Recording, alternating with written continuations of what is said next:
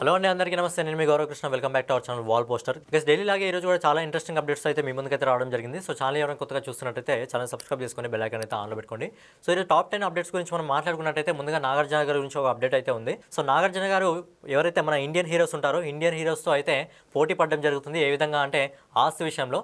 So మన south ఇండియాలో ఎక్కువ ఆస్తున్న నటుడు ఎవరు అంటే మన నాగార్జున గారు అనమాట. ఆయన ఆస్తి విలువ వచ్చేసి దాదాపు 3,572 కోట్ల నికర ఆస్తి అయితే ఆయన కలిగి ఉండడం జరిగింది. భారతదేశంలో ఉన్న నటులు ఎవరైతే మన పెద్ద పెద్ద నటులు ఉంటారు, అంటే బాలీవుడ్ సంబంధించి షారుఖ్ ఖాన్, అమీర్ ఖాన్ లాంటి నటులు ఉంటారు, వాళ్ళతో పోటీ పడడం జరుగుతుంది. ఆయన సౌత్ ఇండియాలో నెంబర్ 1 ప్లేస్ లో అయితే ఉండడం జరుగుతుంది. ఇదంతా కూడా ఆయన సినిమాల నుంచి, అలాగే నిర్మాణ సంస్థ ఏదైతే ఉందో అన్నపూర్ణ స్టూడియోస్ నుంచి, అలాగే ఏదైతే యంత్రి ఉందో రియల్ ఎస్టేట్ దాని నుంచి, అలాగే స్పోర్ట్స్ టీం నుంచి, యజమానుల నుంచి, అలాగే యాడ్స్ నుంచి, ఇంకా బిగ్ బాస్ షో చేయడం జరుగుతుంది కదా, ఈ అన్ని షోస్ ద్వారా ఆయనకైతే రావడం జరుగుతుంది. సో ప్రస్తుతం ఆయన నికర ఆస్తి విలువ వచ్చేసి దాదాపు 3,572 కోట్లు. గైస్, నెక్స్ట్ అప్డేట్ వచ్చేసి కోలీవుడ్లో నేను ఒక విషాదకరణ ఘటన అయితే చోటు చేసుకోవడం జరిగింది. కోలీవుడ్లో ఒక సినిమా షూటింగ్ జరుగుతుంది. అది ఎవరంటే పి రంజిత్ డైరెక్టర్లో ఆర్య హీరోగా ఒక సినిమా అయితే షూటింగ్ జరగడం జరుగుతుంది. అయితే ఒక చేస్ సంబంధించిన సీన్ జరిగే టైంలో అది ఎక్కడంటే నాగపట్నం మేదవాడిలో జరగడం జరుగుతుంది. ఆ టైంలో రాజు ఒక కార్లో ఒక స్టంట్ అయితే చేయడం జరిగింది. ఎవరైతే స్టంట్ మాస్టర్ ఉన్నారో సో కార్లో అయితే పల్టీ కొట్టినప్పుడు అది కింద పడినప్పుడు మరి ఇన్నర్గా బయటికి ఎలాంటి దెబ్బలు కనిపించకపోయినా అక్కడనే ప్రాణాలు అయితే వదిలేయడం జరిగింది. సో దీనిపైన హీరో విశాల్ గారు కూడా మాట్లాడడం జరిగింది. ఏంటంటే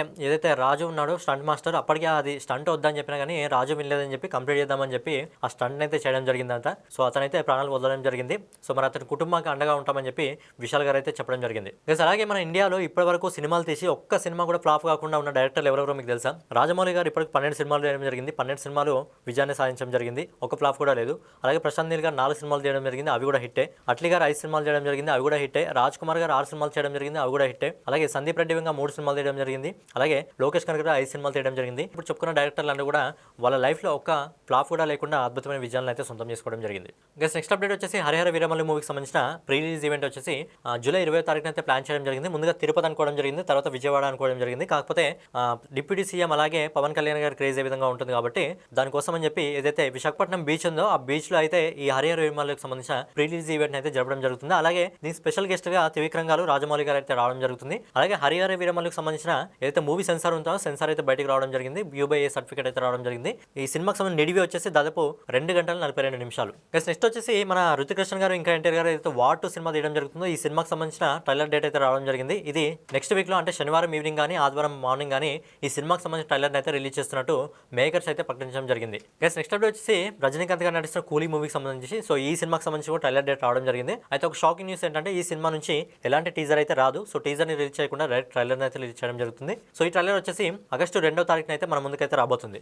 అలాగే రామాయణ్ మూవీకి సంబంధించి ఒక షాకింగ్ అప్డేట్ అయితే రావడం జరిగింది. బేసిక్గా ఈ సినిమా కోసం ఫస్ట్ ప్రియారిటీ వచ్చేసి మహేష్ బాబు గారు ఇంకా హృతిక్ రోషన్ గారు ఉండేదంట. సో మహేష్ బాబు గారు రాముడిగా, అలాగే హృతిక్ రోషన్ రావణుడిగా అని చెప్పి ఇన్ఫర్మేషన్ అయితే బయటికి రావడం జరిగింది. కాకపోతే వాళ్ళ డేట్స్ ఏవైతే ఉంటాయో ప్రెసెంట్ మహేష్ బాబు గారు SSMB 29 అలాగే హృతిక్ రోషన్ వార్ 2తో బిజీగా ఉండే కాబట్టి వాళ్ళ డేట్స్ అయితే ఇవ్వలేదంట. సో డేట్స్ ఖాళీగా లేవు కాబట్టి ఈ సినిమాలో రణబీర్ కపూర్ గారిని ఆ పాత్రలో, అలాగే యష్ గారిని రావణుని పాత్రలో అయితే తీసుకోవడం జరిగింది. అలాగే ఈ సినిమాకి సంబంధించిన ఇంకో అప్డేట్ ఏంటంటే ఎవరైతే ఈ సినిమా ప్రొడ్యూసర్ నితిన్ మల్హోత్రా ఉన్నాడో ఆయన రీసెంట్ గా ఒక పాడ్కాస్ట్ లో పాల్గొంటూ ఈ సినిమా 2 పార్ట్లు కలిపి ఆల్మోస్ట్ గా 4,000 కోట్లు అవుతుంది అని చెప్పి చెప్పడం జరిగింది. కానీ అఫీషియల్ గా మనకు చాలా రోజుల నుంచి 1,600 కోట్లు అని చెప్పడం జరుగుతుంది. మరీ 4,000 కోట్లు అంటే నమ్మే విధంగా అయితే లేదు.